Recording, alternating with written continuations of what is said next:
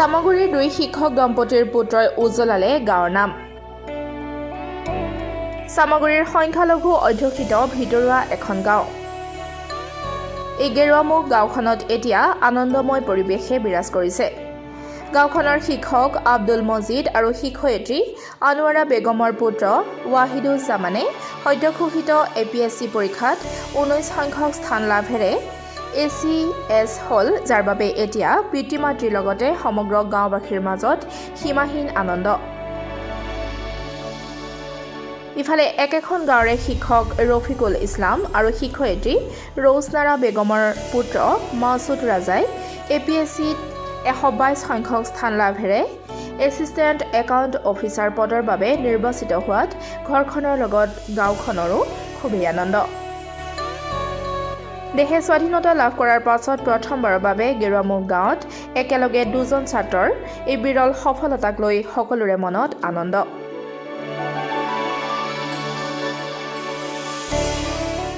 উৎফুল্লিত। মই ভবা নাছিলোঁ এনেকুৱা এটা ৰেংক পাম বুলি। যিহেতু মই যোৱাকালি ৰিজাল্টত পাইছোঁ 19th ৰেংক ACS, মই সঁচাই বহুত সুখী। আপোনাৰ এই সফলতাৰ আঁৰত কাৰ অৱদান আছে? মোৰ সফলতাৰ আঁৰত মোৰ মা দেউতা, মোৰ পৰিয়াল, মোৰ শিক্ষক শিক্ষয়িত্ৰীসকল আৰু মোৰ বন্ধু বান্ধৱীসকল।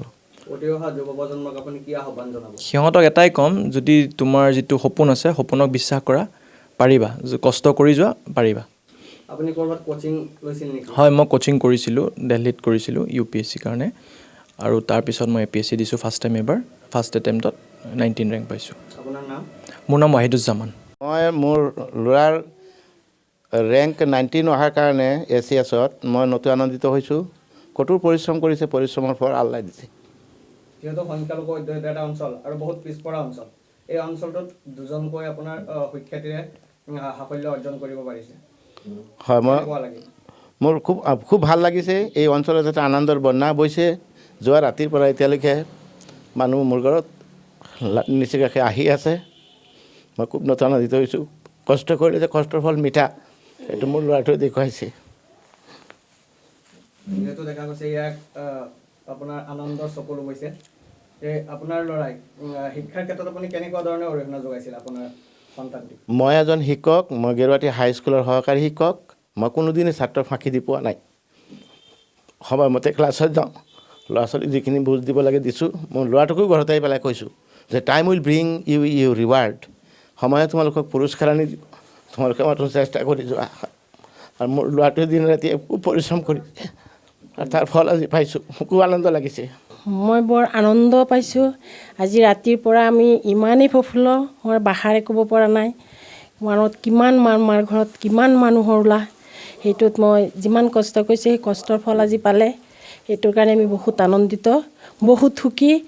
আজি এনেকুৱা এটা পিছপৰা গাঁৱত যে এইখিনি কৰিব পাৰিছে, সেইটো এটা ডাঙৰ কথা। আৰু যি আশা কৰিছিল ACS, আজি সেই ACSে পাই ৰিজাল্টটো পোৱাৰ লগে লগে সাৱটি ধৰি কৈছোঁ, মই যে পাইছোঁ, মোৰ যিটো আশা আছিল সেইটো আশাই মোৰ পূৰণ হৈছে।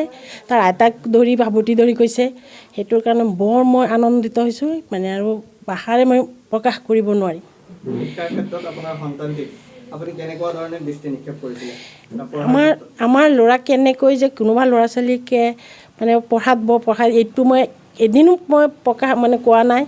মানে তাৰ যি দায়িত্ব, যি কৰ্তব্য সেই নিজে পালন কৰিছে আৰু নিজেই সেইখিনি দায়িত্বখিনি নিজেই পালন কৰি নিজৰ লিখা পঢ়া নিজেই কৰিছে। আমি একো কোৱা নাই বা একো আমি তাক গাইডলাইন পঢ়িবলৈ তাগদা দিয়া নাই। এনেকুৱাই পঢ়িয়ে তাৰ সফলতা অৰ্জন বা যি আশা সেই আশাটো আজি পূৰণ হৈছে, সেইটোৰ কাৰণে মই বহুত আনন্দিত, বহুত প্ৰফুল্ল হৈছোঁ। মোৰ নাম মাছুদ ৰাজা। আজি যিহেতু অসম লোকসেৱা আয়োগৰ 2022 বৰ্ষৰ ফলাফল ঘোষণা কৰিলে APSC হয়, তুমি কি ৰিজাল্ট হৈছে? মোৰ ৰিজাল্ট, মই APSC 2022ত যিটো আজি ৰিজাল্ট ঘোষণা কৰিলে তাত পাছ কৰিছোঁ। আৰু তাতে মোক পষ্ট দিয়া হৈছে এছিষ্টেণ্ট একাউণ্ট অফিচাৰ বুলি, আৰু তাতে মোৰ 122 নাম্বাৰত আহিছে। তেনেকৈ ৰেংকটো দিয়া নাই, কিন্তু এছিষ্টেণ্ট একাউণ্ট অফিচাৰৰ যিটো পষ্ট আছে তাতে 122 ৰেংকত আছে। প্ৰথমবাৰ পৰীক্ষাত অৱতীৰ্ণ হৈছিল? এইবাৰ প্ৰথমবাৰ হয়। প্ৰথমবাৰ হয়। মনৰ অনুভৱ? ভাল লাগিছে, বহুত ভাল লাগিছে। বহুত লাকি বুলিও ক'ব লাগিব, কাৰণ প্ৰথমবাৰে দিছোঁ। গ্ৰেজুৱেশ্যন কৰি পেলাই পঢ়াত লাগি গৈছিলোঁ আৰু এতিয়া 23 বছৰ হৈছে, তো পাছ কৰিছোঁ আৰু ভাল লাগিছে বহুত। তোমাৰ আজিৰ এই সফলতাৰ আঁৰৰ প্ৰাধান্য দিয়া ব্যক্তি কোনসকল আছে? মা দেউতা আছে, তাৰপিছতে আল্লাহেও বহুত সহায় কৰিছে পৰীক্ষাতে গোটেই। ভাল লাগিছে। তুমি অধ্যয়ন ক'ত কৰিছা? মই 2021 মই কোচিং এটা লৈ লৈছিলোঁ আৰু নিজেও পঢ়িছোঁ, তাৰপিছতে এতিয়া পাছ কৰিছোঁ। গাঁওখনৰ নাম কি? মোৰ গাঁওখনৰ নাম হৈছে গেৰুৱামুখ আৰু মোৰ এৰিয়াটো কোটাইনী বুলি কয়। আৰু তেওঁ যিটো সাফল্য লাভ কৰিছে আজি APSCত, আৰু সেইটোত তেওঁ যথেষ্ট কষ্ট কৰিছিল আৰু কষ্টৰ ফল আজি পাইছে। আৰু আমিও তাৰ লগত কষ্ট কৰিছিলোঁ আৰু এতিয়া অনুভৱটো ক'ব নোৱাৰা হৈ আছোঁ আমি। ইমানেই আনন্দ লাগিছে, বিশেষকৈ সি যে প্ৰথম চান্সতে APSCত সফল হ'ব পাৰিলে, তাৰ কাৰণে মই তেওঁকো ধন্যবাদ জনাইছোঁ আৰু তেওঁৰ শিক্ষাগুৰুসকলকো ধন্যবাদ জনাইছোঁ। আৰু বিশেষকৈ মই মাতৃ আৰু তাৰ আইতা আছে, তেওঁলোকে দুজনে যথেষ্ট কষ্ট কৰিছিল আৰু আল্লাহৰ ওচৰত দুৱাও বিচাৰিছিল তাৰ কাৰণে। আৰু যিমানখিনি তাক যোগাৰ দিব লাগে সেইখিনি আমি দিবলৈ সক্ষম হৈছিলোঁ, যাৰ কাৰণে আজি সি সফল হ'ব পাৰিছে। আৰু এই ক্ষেত্ৰত মই আৰু এটা কথা ক'ব বিচাৰিছোঁ যে সি মানে বহি থাকিব লগা হোৱা নাই। সি শংকৰদেৱ শিশু নিকেতন চামগুৰিত 9লৈকে পঢ়িছিলে। তাৰপিছত কনুৱামাৰী জাতীয় বিদ্যালয়ৰ পৰা সি SSLC পাছ কৰিছিলে সুখ্যাতিৰে। তাৰপিছত ৰামানুজান জুনিয়ৰ কলেজৰ পৰা উচ্চতৰ মাধ্যমিক পৰীক্ষা সুখ্যাতিৰে উত্তীৰ্ণ হৈ নগাঁও মহাবিদ্যালয়ত ইংৰাজী বিষয়ত অনাৰ্ছসহ গ্ৰেজুৱেশ্যন 2021 চনত কৰি SPM IAS একাডেমীত কোচিং কৰি পেলাই আজি এই সফল আনিবলৈ সক্ষম হৈছে। আৰু তাৰ এটা কথা আছিল যে মই কোনোদিন তাক নিজে তাগিদা কৰিব লগা হোৱা নাছিল আৰু তাৰ বহুত চেষ্টা আছিল, বহুত কষ্ট কৰিছে। এনেকুৱাও মানে দিন গৈছে যে 3 দিনত 3 ঘণ্টাহে হৈছিল।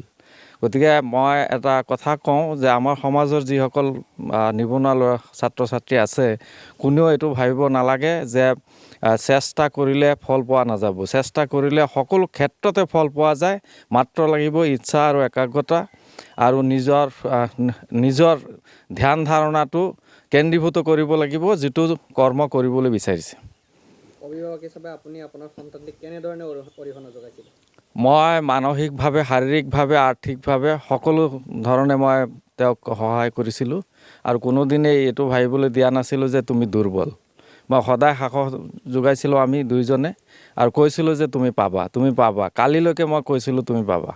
হয়, মই প্ৰাইমাৰী যিটো স্কুলিং হৈছিলে, মই primary schooling Georgian English high school চামগুৰিৰ পৰা কৰিছিলোঁ ক্লাছ 6লৈকে। ক্লাছ 6ৰ পৰা ক্লাছ 12লৈকে মই জৱাহৰ নৱোদয় বিদ্যালয় ধিঙত কৰিছিলোঁ। আৰু মই গ্ৰেজুৱেশ্যন ইন ইংলিছ লিটাৰেচাৰ মই কৰিছিলোঁ ADP কলেজ নগাঁৱৰ পৰা। আৰু আপুনি যোনটো SCSৰ কাৰণে কোচিং লৈছিলে? হয়, কোচিং মই দিল্লীত লৈছিলোঁ। আপুনি কোচিঙৰ বাহিৰেও ইণ্টাৰনেট জগতৰ পৰা কিবা বেলেগ কিবা হেৰি কৰিছিল? হয়, প্ৰাইমাৰী চ'ৰ্চ বুলি ক'ব গ'লে ইণ্টাৰনেটে হয়। ইণ্টাৰনেটে বহুত হেল্প কৰিছে মোক আৰু ইণ্টাৰনেটে টু ছাম এক্সটেণ্ট মানে নহয়, মেক্সিমাম এক্সটেণ্টে ইণ্টাৰনেটৰ পৰা মই লৈছিলোঁ। আপুনি কেনেকুৱা ধৰণৰ গাইডবুক ব্যৱহাৰ কৰিছিল? গাইডবুক যিকেইটা ষ্টেণ্ডাৰ্ড গাইডবুক আছিলে, পলিটিৰ কাৰণে লক্ষ্মীকান্ত, তাৰপিছত হিষ্ট্ৰীৰ কাৰণে বিপিন চন্দ্ৰ, মই সেইবোৰেই ইউজ কৰিছিলোঁ।